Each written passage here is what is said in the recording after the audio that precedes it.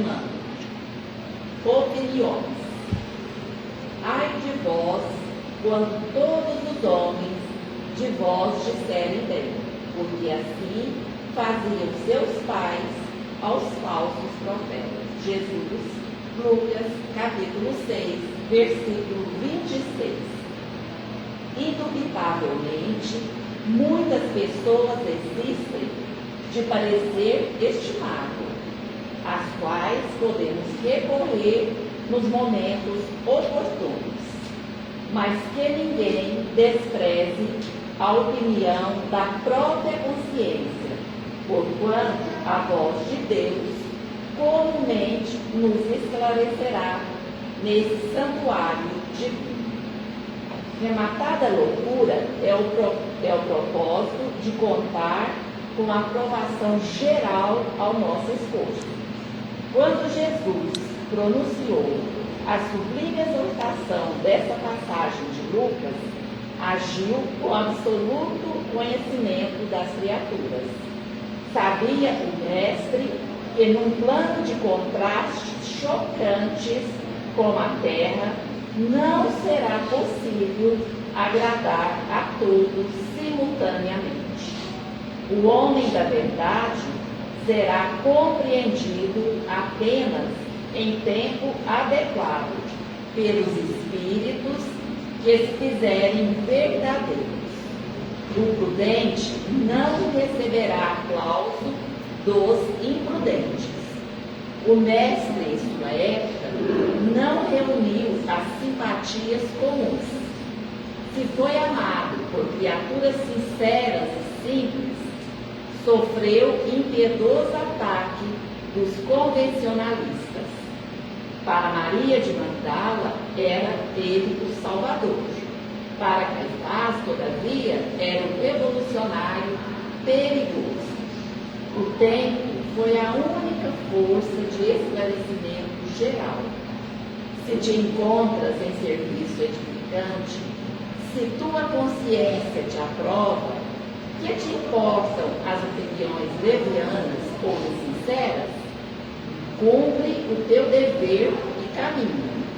Examina o material dos ignorantes e caluniadores, como proveitosa advertência, e recorda-te de que não é possível conciliar o dever com a leviandade, nem a verdade com a mentira.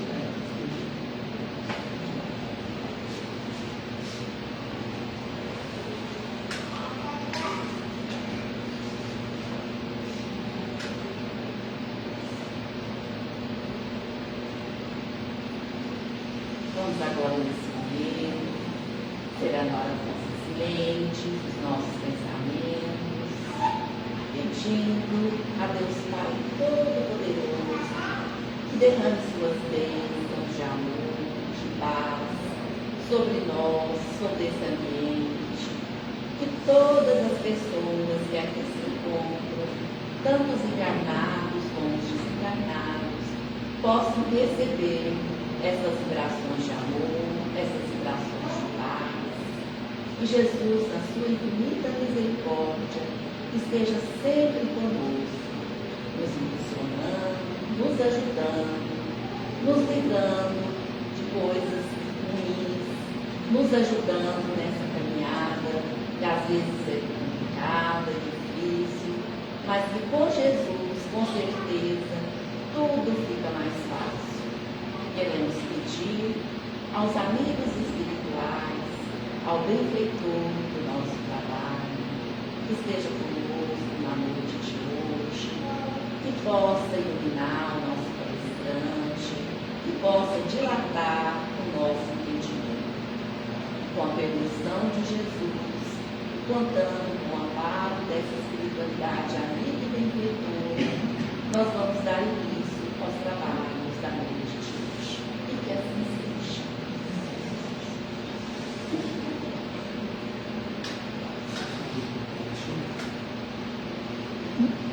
É com muito prazer que a gente recebe o Padre hoje. Seja bem-vindo. Eu lá. Para pôr a tela, pronto.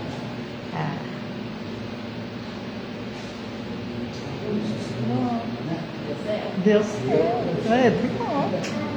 Tá bom. Só boa noite a todos. Prazer em estar aqui novamente. Meu nome é Fábio. Eu sou espírita de várias casas, tá?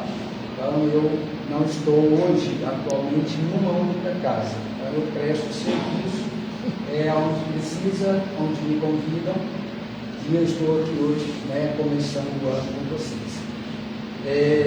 Só pegar um gancho na leitura que você fez, tanto que essa leitura é importante, principalmente nós que vivemos na era da internet, e o quanto a gente é preocupado com as opiniões dos outros, E aí ficamos pensando o seguinte: se o Cristo vivesse hoje, será que realmente ele seria bem interpretado, ou seria cancelado, ou o que aconteceria, Mas o que eu escolhi para falar hoje foi pensando o seguinte: ano novo, nem sempre vida nova. A gente promete muito, a gente faz projetos, a gente elabora planos, e aí o ano vem no atropelo, e a gente passa ano após ano, e a gente continua quase que a mesma coisa, E a inspiração para esse bate-papo de hoje foi a minha mãe, que há 1 ano e meio desencarnou. E quando ela desencarnou, ela deixou uma lição tão bonita para os filhos e familiares, que desde então eu tenho carregado isso comigo. Quando ela desencarnou, ela simplesmente não tinha mais nada no nome dela. Ela não tinha carro, ela não tinha casa, ela não tinha conta bancária, ela não tinha nada. Ela tinha ou vendido, ou transferido, ou doado tudo que ela tinha. Porque ela tinha certeza de que ela não precisaria de mais nada daquilo na reta final, e principalmente no plano espiritual. E desde então, eu comecei a buscar um pouco disso para a minha existência. E o lema, que acho que muitos de vocês conhecem, é esse aqui: que menos é mais. Que é algo que hoje a gente tem falado muito, ouvido muito, mas praticado pouco, E entender como isso, menos é mais, em que sentido, dentro da doutrina espírita. Então, o que a gente quer conversar com vocês hoje, como viver com menos e desapegar do que não nos cabe, abrindo espaço para o que realmente importa. Se a gente parar e pensar um pouco, a nossa vida hoje, ela tem tantas gavetas, ela tem tantos compromissos, a nossa vida diária, o tempo não dá mais, a gente planeja descansar um pouco, a hora que a gente vê já é noite, a gente não conseguiu fazer tudo, porque a gente tem colocado tantas coisas, tantas responsabilidades, tantas obrigações em cima de nós, que a gente tem deixado de lado aquilo que realmente nos é mais importante. E segundo o Evangelho, a gente buscar ser um homem de bem. Porque de nada adianta a gente correr, fazer muito, ter muito no plano espiritual, no plano material, e a nossa bagagem espiritual está cada dia mais vazia, mais efêmera, mais sem sentido.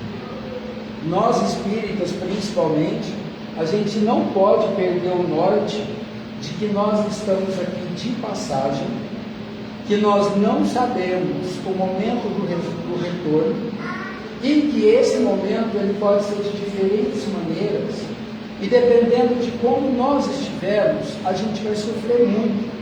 Porque se eu hoje sou um espírito muito materialista, eu vou ver o meu corpo decompor, eu vou ver os bichos me comendo, eu não vou deixar ninguém tocar nas minhas roupas, e eu vou obsidiar todo mundo que querer se apoderar de alguma coisa que é minha, porque tudo aquilo é meu. Só que se eu sou um espírito que percebo que nada disso materialmente me pertence, mas me é emprestado, eu não vou sofrer com nada disso, porque eu vou conseguir, ao desencarnar, realmente me libertar de todos esses valores mundanos que não são importantes no plano espiritual. Então, a primeira recomendação, de tudo que eu fiz e li, é que a gente precisa avaliar e repensar o nosso modo de vida material e os planos que traçamos para a nossa vida espiritual. Aí a gente muitas vezes diz assim, né? Olha, eu renasci e esqueci tudo. Então eu não sei exatamente o que eu combinei no plano espiritual. Olha, no fundo, todos nós sabemos. A gente muitas vezes esconde, abafa, porque ele pode ser mais forte do que as nossas vontades. Só que a gente precisa parar e pensar justamente nisso. Se a morte me chamar hoje à noite, como é que eu volto para o plano espiritual? Se a minha passagem for em breve, como é que eu vou chegar no plano maior? E aí é começar a pensar a vida material, porque ela impacta diretamente na nossa vida espiritual. Olha, eu estou num corpo pesado, grosseiro, que eu arrasto 24 horas por dia, e nós sabemos disso, mas nesse momento ele é o meu melhor instrumento de evolução. Só que ele também não pode ser mais importante do que o meu espírito, porque ele vai ficar e o meu espírito vai seguir a gente. E esse corpo feio, bonito, bombado, dilacerado, deficiente, que seja, a terra há de comer. Mas o espírito que está aqui habitando temporariamente esse corpo tem uma missão, tem uma obrigação, tem um papel, e é isso que a gente precisa descobrir. Onde eu estou, no lar que eu estou, no grupo familiar que eu estou, na empresa que eu estou, na casa espírita que eu estou, como que eu estou agindo se aqui for um ambiente espiritualizado? Qual é o legado que eu estou deixando para as pessoas que estão convivendo comigo, que vão lembrar de mim daqui 2000 anos e pensar o que de mim? Como nós hoje falamos de uma pessoa que passou há 2000 anos chamado Jesus Cristo e que a gente discutiu até hoje. E nós seremos discutidos pela próxima geração? Seremos lembrados daqui a 300 anos? A gente vai virar um quadro empoeirado, com o tempo vai virar nada, ou a gente vai ser lembrado pela casa espírita como alguém que passou por aqui e deixou uma semente, tá? Depois, a gente também passa muito tempo acumulando coisas que a gente nem percebe. E a gente vai acumulando, porque realmente, como somos ainda espíritos materialistas, a gente vê sempre isso, né? Então é o meu copo, é a minha jarra, é a minha bandeja, é o meu celular, né? É tudo meu. Né? Tem criança que não compartilha nada com ninguém, porque tudo é dela. E a gente cresce, vira adulto e continua isso. Né? A gente não consegue usar um outro possessivo que não seja o meu para dizer o nosso. O nosso copo, a nossa jarra, o nosso celular, a nossa casa espírita. E mais do que isso, que a gente vai acumulando coisas que a gente nem percebe, a gente também acumula emoções que já não servem para mais nada. E isso na psicologia, eu acho que o pessoal chama, né, de psicossomático, que você vai somando coisas para dentro de você, e essas coisas vão te fazendo mal, vão te deixando com depressão, vão te dando doença, vão te dando tanto de coisa, que você não precisava carregar. Então, a gente precisa começar a ser um pouco mais leve, começar a tirar mesmo essas coisas que já não servem, que já não têm uso, que já não fazem mais falta nenhuma na nossa existência. Tá? Uma pergunta que eu faço para todos nós, eu escuto muito isso, e lá onde eu trabalho, muita gente aparece dizendo assim: você já pensou em fazer uma previdência privada para você, quando chegar a sua velhice, ter um dinheirinho guardado, né, para você não passar dificuldade, ter aposentadoria, olha lá como essas coisas, né? Mas aí eu vou perguntar para nós: quem aqui que está fazendo a sua previdência espiritual? Quem aqui que está guardando todos os meses algo que está enchendo a sua poupança no plano espiritual. Porque aqui na Terra, quando a gente fala em previdência privada, o que é? Todo mês eu deposito dinheiro, daqui 35 anos, 40 anos, eu considerando que eu vou viver até lá, eu vou resgatar 2 milhões de reais. Aí eu vivo em prol disso, porque eu vou ser um milionário, né? Daqui 35 anos. Tudo bem, a gente pode querer isso. Mas a reflexão que eu trago para nós espíritas é: e o que é que nós estamos colocando na nossa previdência espiritual? O que é que eu, todos os meses, estou depositando na minha conta corrente do Nubank, lá no plano maior? Porque é isso que vai contar ponto para nós. É isso que vai valer a pena quando a gente sair dessa e cair numa melhor ou numa pior, gente. Não adianta o meu sobrenome, não adianta o meu patrimônio, não adianta o meu poder, se eu não levar nada no meu espírito impregnado de coisas boas, porque as ruins vão aparecer também no meu espírito perispírito. Então é muito importante. E por que que hoje eu estou falando isso? Porque há uma semana todo mundo beijou, abraçou, comemorou, bebeu, comeu e falou assim: feliz ano novo, tudo de bom para você, esse ano vai ser muito melhor que os anos anteriores, esse ano nós vamos fazer a diferença. E vamos fazer a diferença. Eu já escolhi o meu defeito desse ano.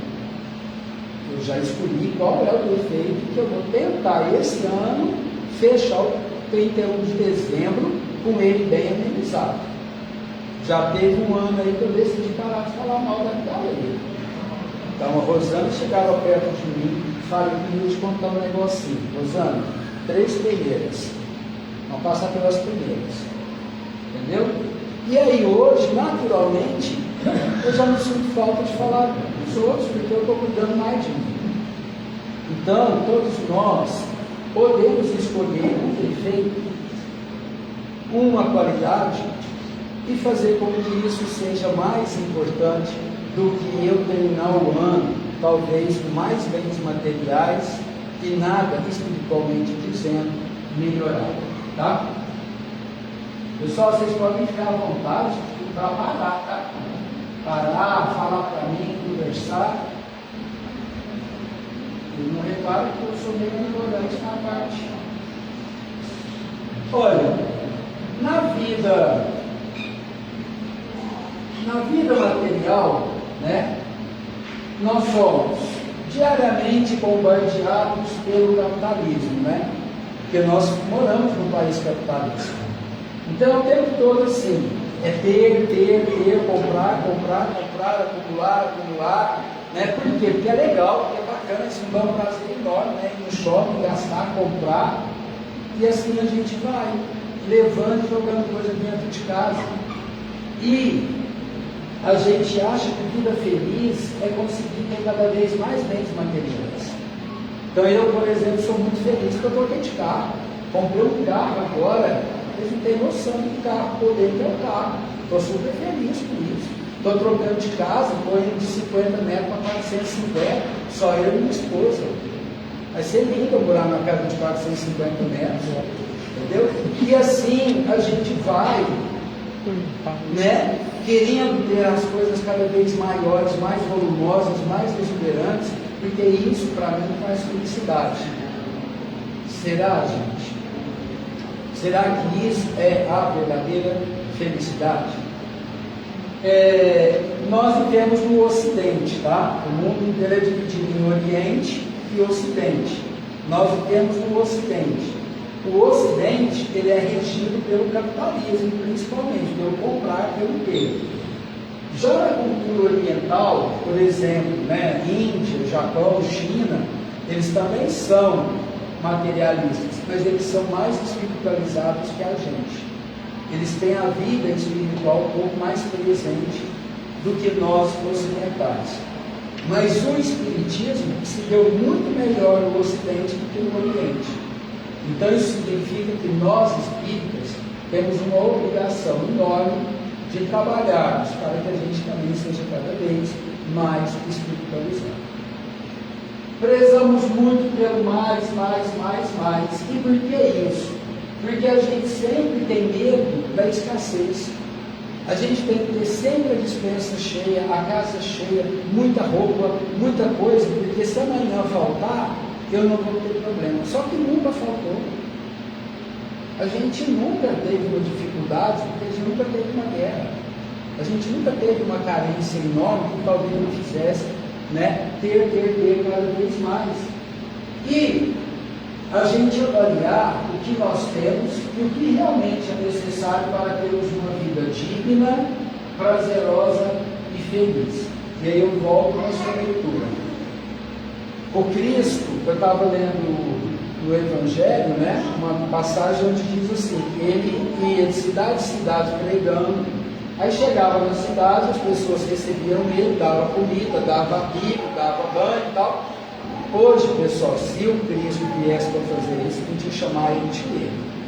Vagabundo, oportunista, onde você vê um cara que não trabalha, mas vive às custas dos outros, porque a cultura daquela época era o andarilho que saía pregando pelo mundo lá fora. Hoje isso não tem mais.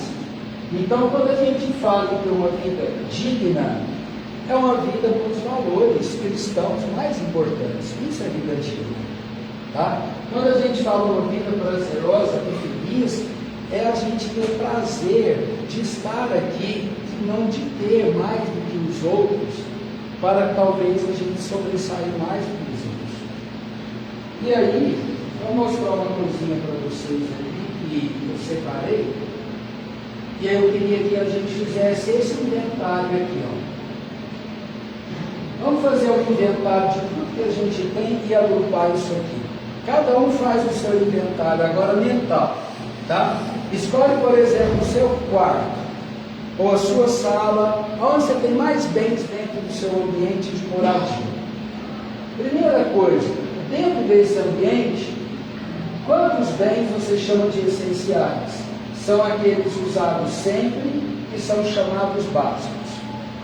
Nesse ambiente que você imaginou agora, vislumbra quais são os básicos, os essenciais, aqueles que você usa todo dia, que vão te fazer falta se você tirar.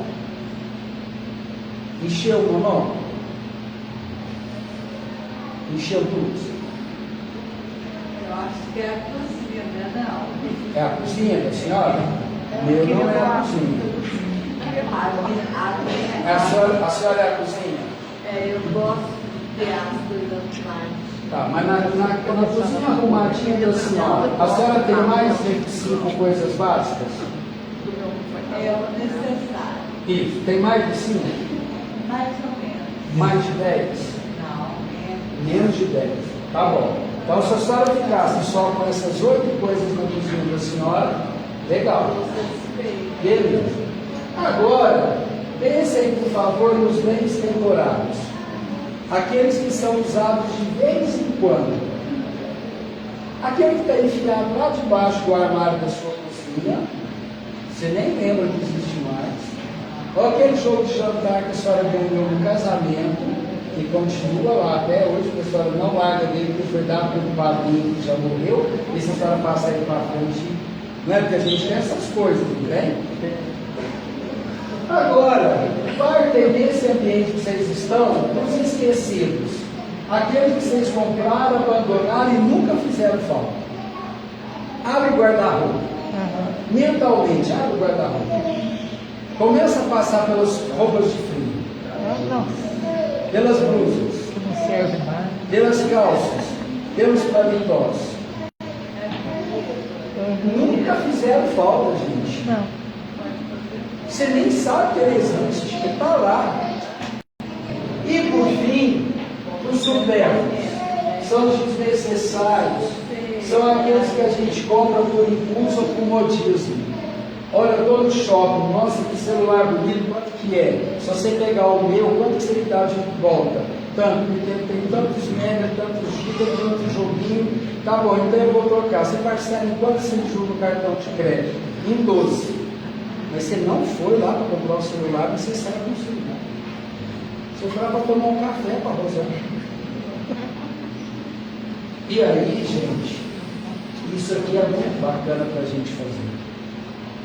Se a gente chegar nas nossas casas e começarmos a pensar nisso, a gente vai esvaziar nossas casas de tal maneira que a energia vai fluir, vai circular, a coisa vai ficar tão boa, e principalmente a senhora que deve cuidar da sua cozinha e tem que lavar todas as louças e arear, para brilhar, para a senhora ver o rosto da senhora lá na...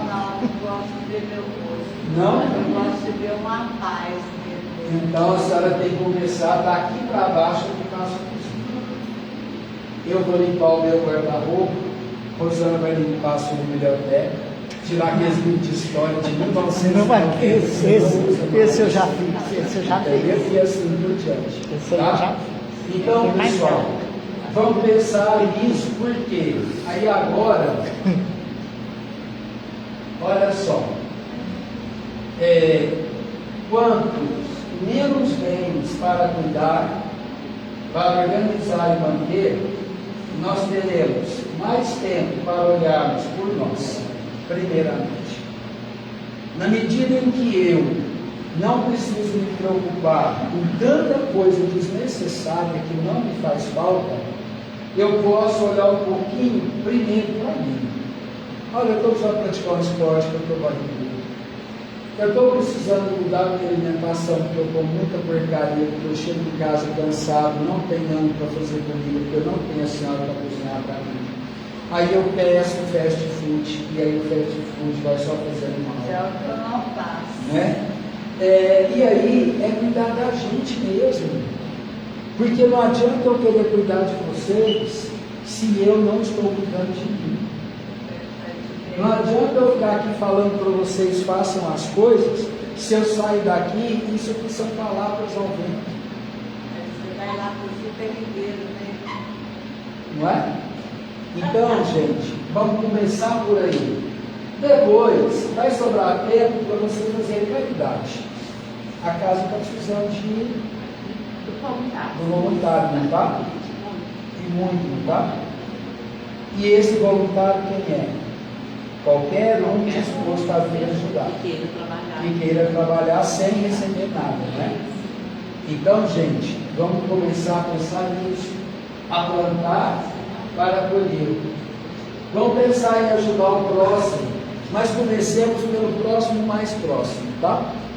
Não adianta vir para a casa espírita ajudar, se dentro de casa eu obsedio todo mundo. Não adianta eu vir para cá ser o bom Fábio, se dentro da minha casa eu sou um carrasco, se eu não faço nada. Aí aqui eu faço sopa, eu lavo a panela, eu limpo o chão, e aqui o Fábio, né? Gente, você já viu tanto que o Fábio é bacana, tanto que o Fábio trabalha, lá na minha casa eu não lavo o copo que eu bebo água. Mas na casa espírita eu sou um bom cristão. E na minha casa, o que eu sou? Vai começar lá. A primeira casa que a gente tem que mudar é a casa que me abrigou para o meu processo de evolução. E mais importante, que nós estamos pagando um preço caríssimo, gente, é pela preservação da natureza. O planeta não aguenta mais o nosso consumo. Olha o que está acontecendo nos últimos anos para cá, com chuva, com incêndio, com vendavais, com tudo. O planeta está totalmente em exaustão. E isso é responsabilidade nossa. Nas obras, diz que o que me foi dado, eu tenho que devolver melhorado. Se me foi emprestado um corpo, que eu devolva ele melhor. Se me foi emprestado um planeta, que a gente faça dele algo melhor, e não o que nós estamos fazendo hoje.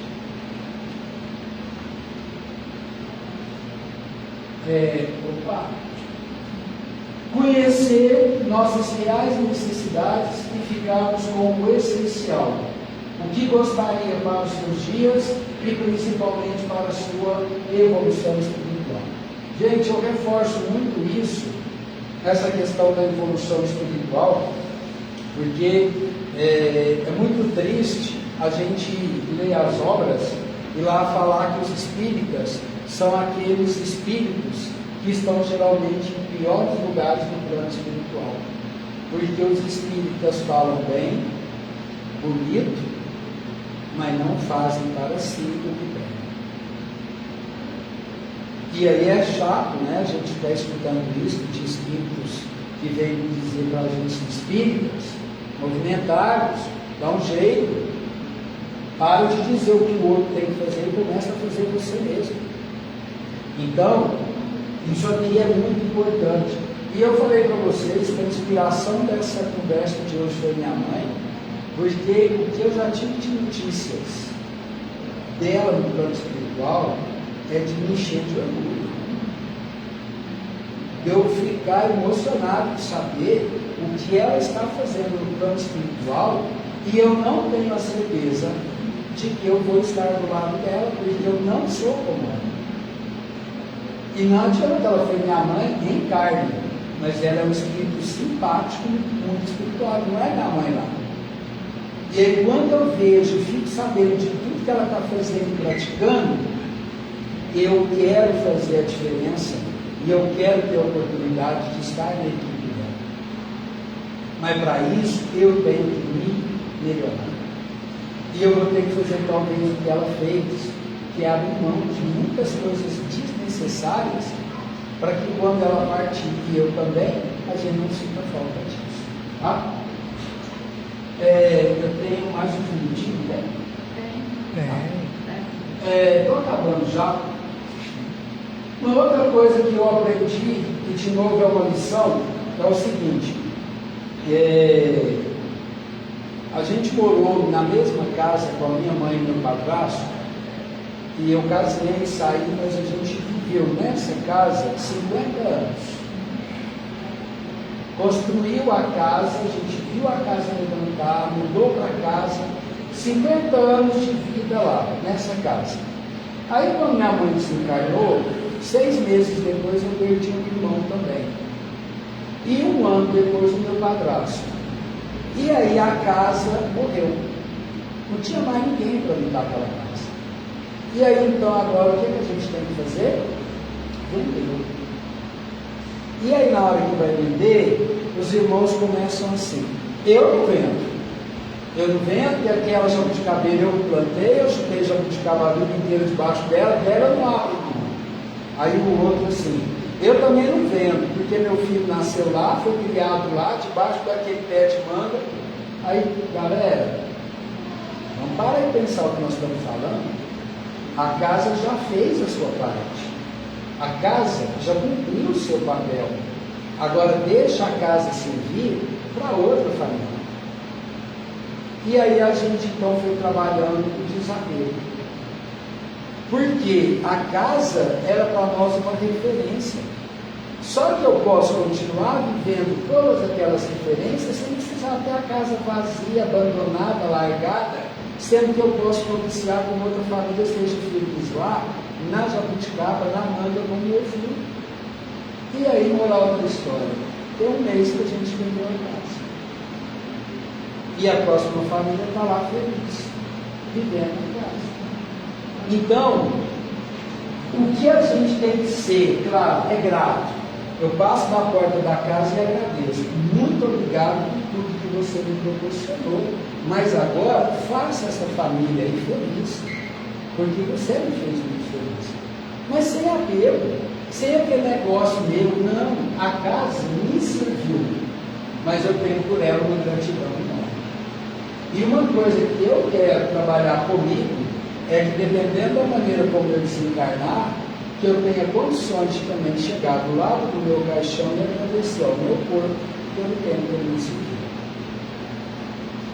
Então, acho que isso a gente tem que aprender. Gratidão por tudo que nos é útil, por tudo que nos serve, mas desapego, para que a gente não sofra depois. E, na vida espiritual, que a gente possa fazer o nosso inventário, a nossa contabilidade de valores. Que nós, espíritas, possamos ter cada vez menos guerras, menos mesquinharia, menos egoísmo, menos ódio, menos vaidade, intolerância, atitudes infelizes, pensamentos negativos, rancor, tristeza, desprezo, preguiça e ambição. Tudo isso menos.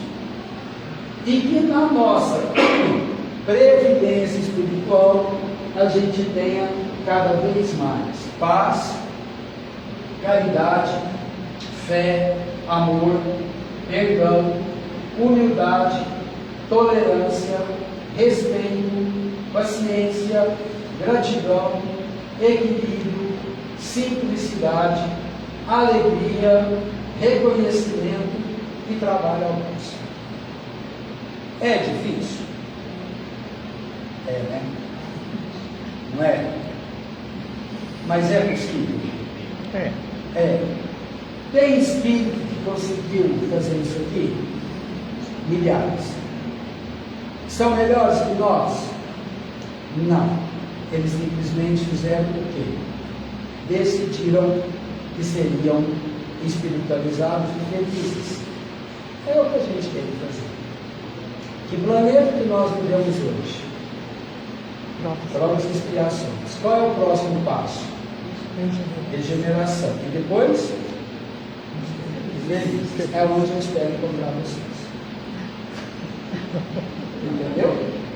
Porque esse é o meu objetivo.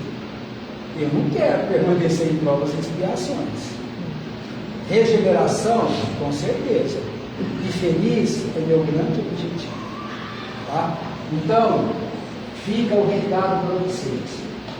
Cada vez menos, para que a gente possa ter cada vez mais. Tá? E que a gente comece já hoje, dia 10 de janeiro de 2024.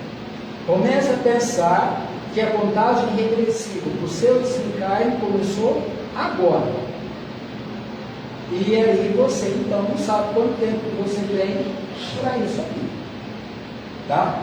Mas eles podem dizer assim, é isso, eu vou ficar para semente. Eu vou tirar uma foto de cada um de vocês para ver se na próxima palestra nos encontramos encarnados. Não, nem tão rápido, né, pai? Olha o medo aqui, nem tão rápido. Não, nem tão rápido. Então, gente, brincadeiras à parte, mas é porque realmente a gente tem que levar isso em conta, tá? E eu quis trazer esse bate-papo para o nosso primeiro momento aqui na casa, porque ano novo tem que ser realmente espírito renovado, tá? E desejo isso para vocês. Não existe ninguém aqui, desde aquela senhora, passando por esses bancos e terminando em mim, ninguém que é incapaz disso aqui. Todos nós somos capazes. A questão é, vamos fazer a diferença, tá bom? Vamos fazer a nossa parte. Não é para a Rosana olhar para mim e falar nada, não. É para mim, para minha consciência, para eu sentir que eu estou sendo cada dia um ser espiritual melhor. Tá bom? Uma boa noite para vocês. Um ano novo, renovado, cheio de esperança, cheio de boas práticas, que a gente possa realmente chegar nos lugares e sermos notados pela nossa diferença de atitude, de caráter, de pensamento e de energia, tá? Obrigado pela casa, por sempre agora, tá? E que possamos ter agora um passo, né? E que Deus nos proteja e nos ampare. Então vamos focar em falar das coisas felizes, né? É a melhor coisa.